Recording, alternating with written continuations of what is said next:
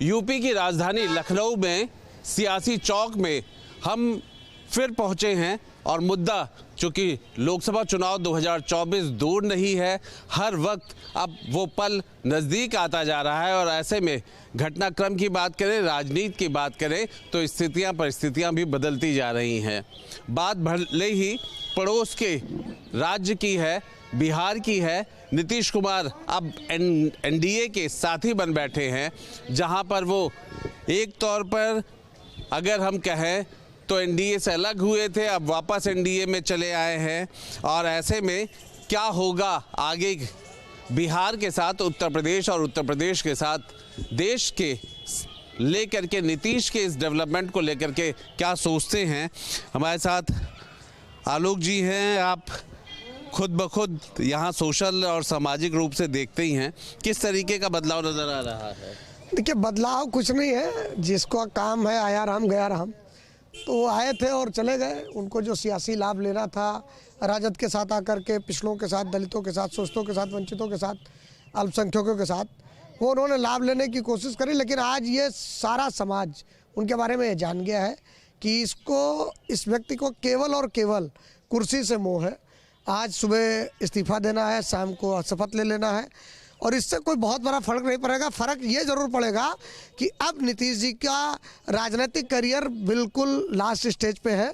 NDA में जाने पर अब एनडीए के लोग या जो मोदी जी ने स्वयं उनके एक वक्तव्य को, जो विधानसभा में उन्होंने महिलाओं को लेकर बहुत गंदी टिप्पणी की थी, जिसमें विपक्ष ने भी उनको घेरा था, और मुझे लगता है कि उस पर वो कैसे सफाई देंगे, वो चाहे अमित शाह जी हों, चाहे मोदी जी हों, चाहे उत्तर प्रदेश के मुख्यमंत्री योगी आदित्यनाथ जी हों, तमाम सियासी लोगों ने, तमाम भाजपा के नेताओं ने, बड़े बड़े नेताओं ने उनको उस कदर घेरा था जिसे मुझे लगता है कि इससे गंदा बयान उनका नहीं हो सकता है। और अब वो कैसे आधी आबादी को जा करके समझाएंगे कि नीतीश जी बहुत अच्छे हो गए हैं और एनडीए में आए हैं तो बहुत अच्छा करेंगे। अब इस बात को लेकर के एनडीए चिंता करे, बाकी विपक्ष तो पाक साफ हो गया है। विपक्ष जो है पाक साफ हो गया है, मजबूत भी हो गया है क्या नीतीश जी के जाने के बाद? हाँ, नीतीश जी ने जाने के बाद हमारे उत्तर समाजवादी पार्टी के राष्ट्रीय अध्यक्ष जी माननीय अखिलेश यादव जी ने जो भी बयान दिए हैं, जो भी कह रहे हैं, आज बिहार की जनता ये कह रही, मैंने फ़ोन किया, मेरे गांव के कई वहाँ मास्टर हैं, जज भी हैं, उन्होंने कहा कि यहाँ पूरा चर्चा है कि नीतीश जी बिहार की जनता का विकास, बेरोजगारी का मुद्दा, ये सब छोड़ करके कुर्सी के लिए भाग गए। आपने अभी देखा है नीतीश जी जिस एकता की बात कर रहे थे, उनकी असलियत सबके सामने आ गई। जैसे गिरगिट समय समय पर रंग बदलता है, नीतीश जी गिरगिट से भी बड़े गिरगिट हैं। वो तो घंटे में रंग बदलता है, ये मिनट में रंग बदलते हैं। अभी इनको प्रधानमंत्री का उम्मीदवार नहीं बनाया विपक्ष ने, तो इन्होंने तुरंत अपना रंग दिखाना शुरू कर दिया। और नीतीश के बारे में तो इतना ही कहूँगा कि नीतीश जी को जो लोग अपने साथ जोड़ते हैं धरती पर, उनसे खराब नेता व्यक्ति मैं किसी को मानता ही नहीं। पर अभी तक तो आपको भी बहुत अच्छे लग रहे थे ना, जब तक आपके साथ थे। एक शायर ने लिखा है कि है कप प्लेट वही मगर पकवान बदलते रहते हैं, है बेड बिस्तरा वही मगर मेहमान बदलते रहते हैं, और कुछ हैं उधार खाने वाले जो बराबर दुकान बदलते रहते हैं, वही हैं नीतीश कुमार जी, ये बराबर दुकान बदलते रहने वाले हैं। भाई ये कह रहे हैं कि नीतीश जी दुकान बदलते रहते हैं, इनके जाने से कुछ होगा नहीं, उल्टा नुकसान होगा एनडीए को और ये सब लोग मजबूत हो रहे हैं। ठीक कहा इन्होंने, जब तक इनके साथ रहे तब तक रामलीला रही। इसके पहले माननीय नीतीश जी रेल मंत्री भारत सरकार में, अटल बिहारी वाजपेयी जी की सरकार में 1999 से लगा के 2004 तक रहे। और नीतीश जी की जितनी ही सराहना की जाए उतना अच्छा है। ये इंडिया का गठबंधन नहीं बल्कि ये ठगबंधन है। ठगबंधन इस बारात का दुल्हा नहीं तय है, और एक मिनट, बारात का जो है दुल्हा नहीं तय है। नीतीश जी बनेंगे या जो है ममता जी बनेंगे, या राहुल जी बनेंगे, अखिलेश जी बनेंगे, कौन बनेगा? एक मिनट, दूसरी चीज़ हम आपको बता दें, दूसरी एक चीज़ हम बता दें,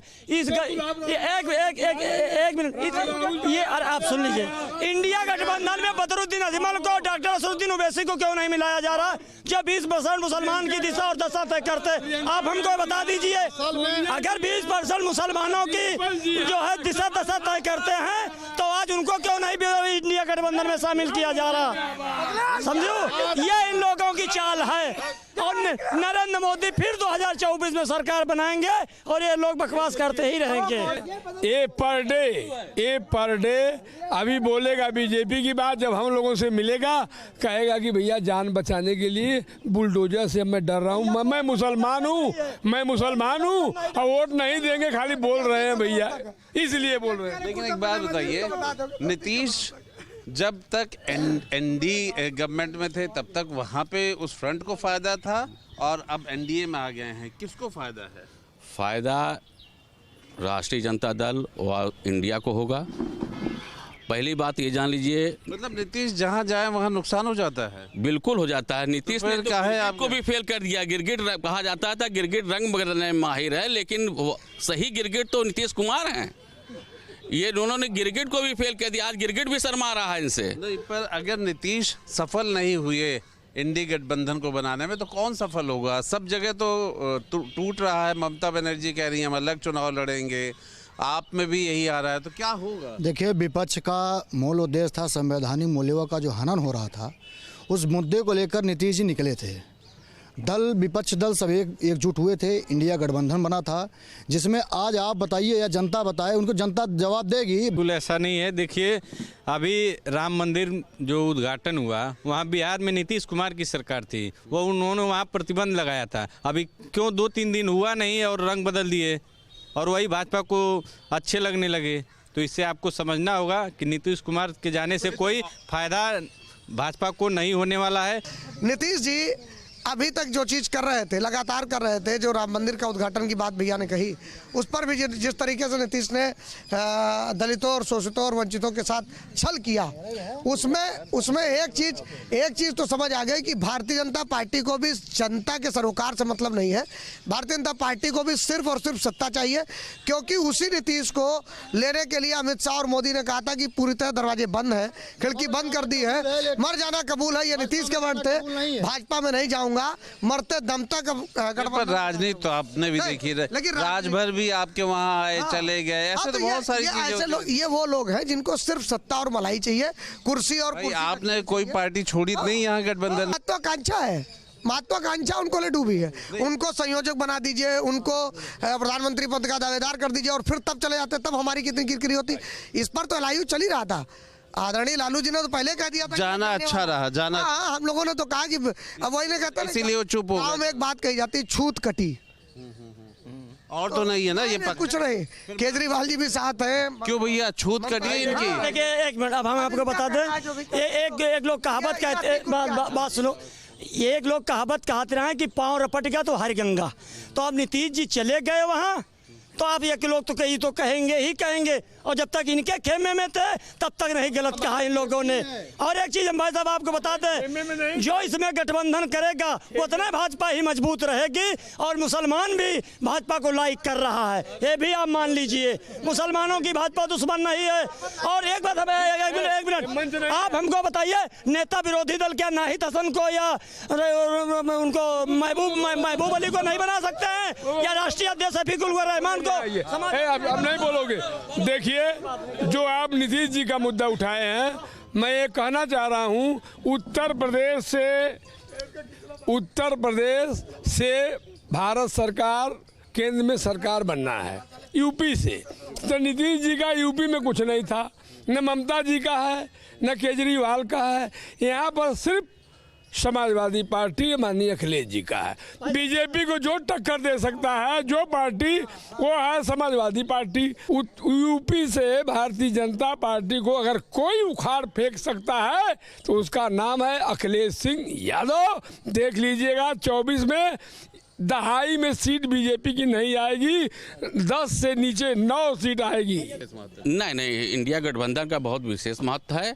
क्या भारतीय जनता पार्टी 34 लोगों के साथ गठबंधन में नहीं लड़ी थी क्या? ऐसा नहीं है। आज भी उनके पास 29 पार्टियों बताते हैं, 36 दल हैं उनके पास। क्या बाकी गठबंधन इंडी के साथ रहेंगे या नीतीश जी की तरह वो भी इधर उधर निकलेंगे? नहीं नहीं, ऐसा कुछ नहीं है।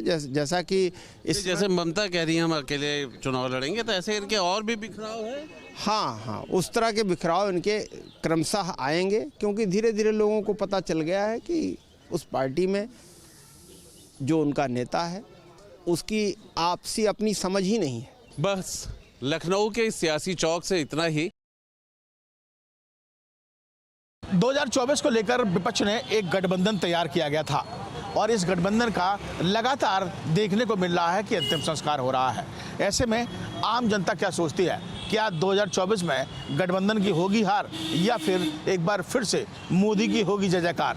जनता क्या सोचती है, जनता के बीच चलते हैं और आगरा के संजय पैलेस में मैं इस समय मौजूद हूँ और शुरुआत शर्मा जी से कर देते हैं। शर्मा जी, क्या कुछ कहेंगे इस समय? आपको लगता है कि जिस तरीके से गठबंधन लगातार टूटता जा रहा है, मुखिया भाग गए हैं, सरदार भाग रहे हैं, कहीं कोई टूट रहा है तो कहीं टूट रहा है, क्या कहेंगे? मैं ये कहूँगा कि सबसे बड़ी बात तो ये होती है कि आज की जो परिस्थितियाँ हैं वो बिल्कुल नीट एंड क्लीन है और साफ़ सुथरी हैं, और उसमें ये साफ़ हो चुका है कि 2024 में कहीं कोई विरोध है ही नहीं, और हमारे कुछ स्टेट तो बिल्कुल नीट एंड क्लीन बीजेपी की तरफ बढ़ते जा रहे हैं।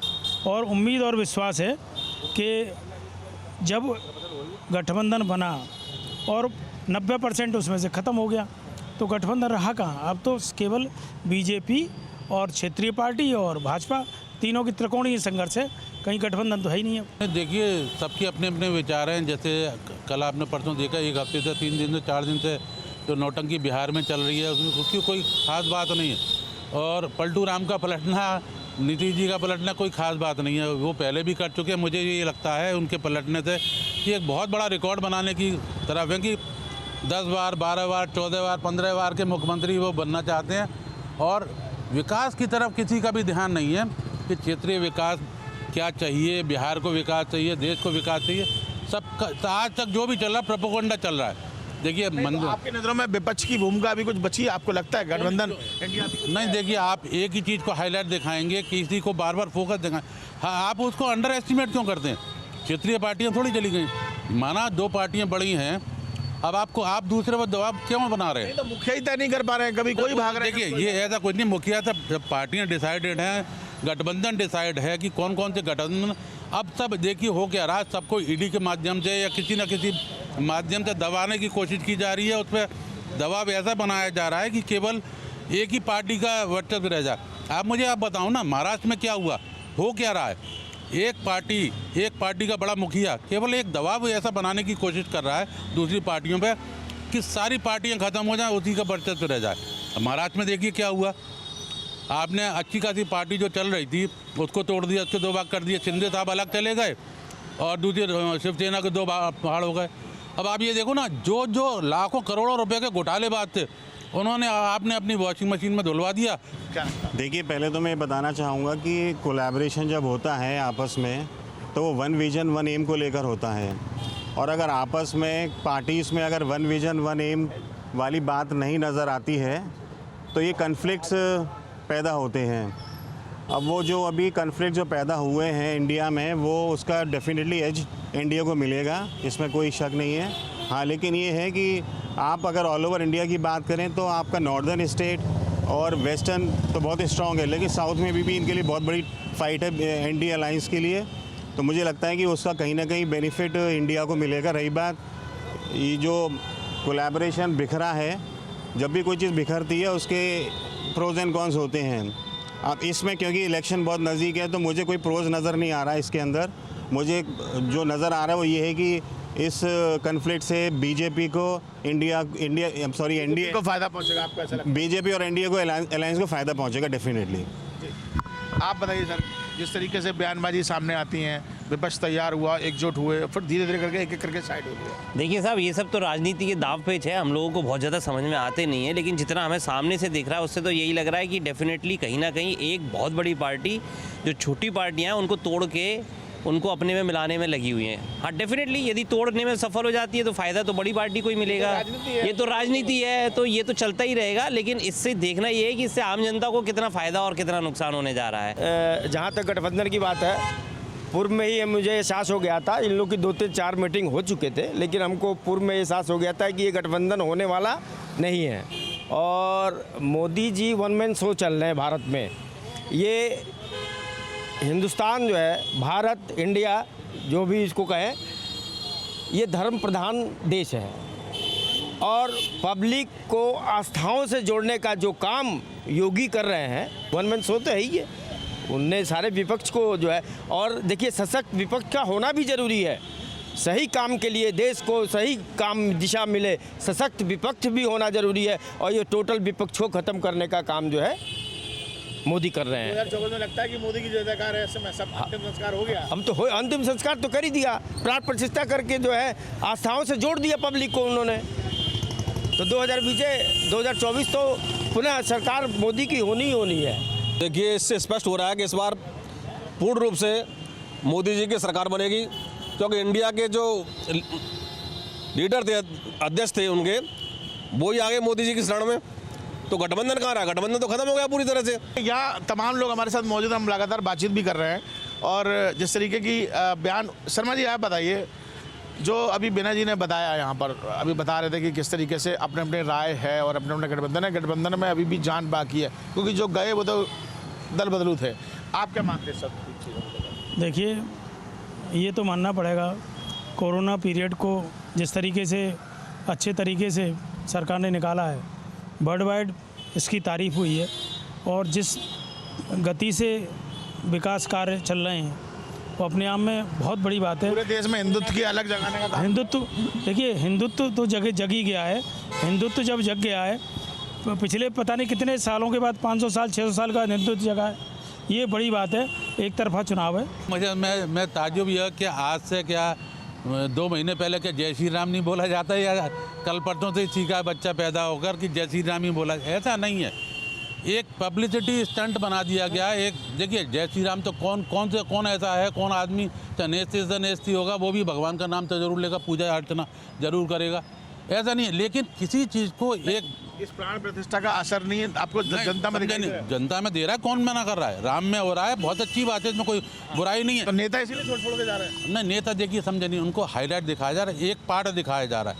नहीं, बहुत सारी चीज़ें। आप मणिपुर हुआ, मणिपुर में आपने किसी ने न्यूज़ दिखाई 2 महीने तक, 3 महीने कोई नहीं, कोई देखिए हो क्या रहा है, एक एडवर्टाइजमेंट, एक प्रोपेगेंडा और एक आप स्टंट टाइप पे जो कहते हैं ना, उसको बना कर दिया है कि केवल देखिए अभी तक अब हर चीज़ में क्या हो रहा है, हाल जो कि बीजेपी की वो मशीन में धुलता है वो सब क्लियर हो जाता है।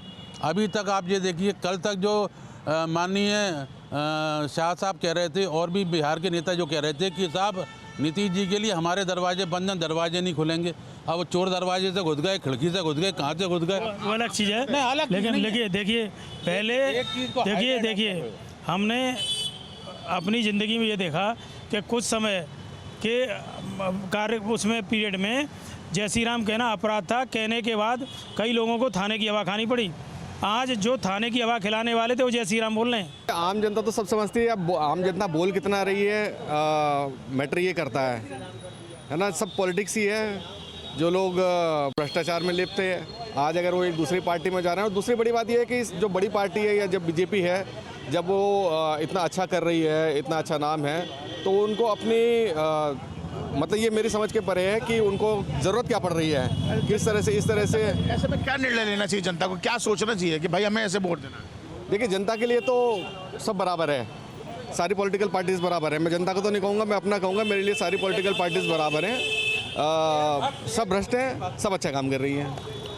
देखिए, यहाँ हम लगातार जनता से बातचीत भी कर रहे थे और सबका अपना अपना विचार है, लेकिन गठबंधन को लेकर हर किसी का यही कहना है कि गठबंधन लगातार टूट रहा है, गठबंधन अंतिम संस्कार का लगातार देखने को मिल रहा है। लेकिन 2024 में जिस तरीके से भाजपा ने काम किया है, मोदी जी एक तरफा लगातार काम कर रहे हैं, हिंदुत्व को आगे बढ़ाने का काम कर रहे हैं, राम श्री राम भगवान की जो प्राण प्रतिष्ठा हुई उसका असर भी कहीं ना कहीं 2024 के चुनाव पर देखने को मिलेगा। वीडियो जर्नलिस्ट मनोज के साथ आगरा से विनीत दुबे, न्यूज उत्तर प्रदेश।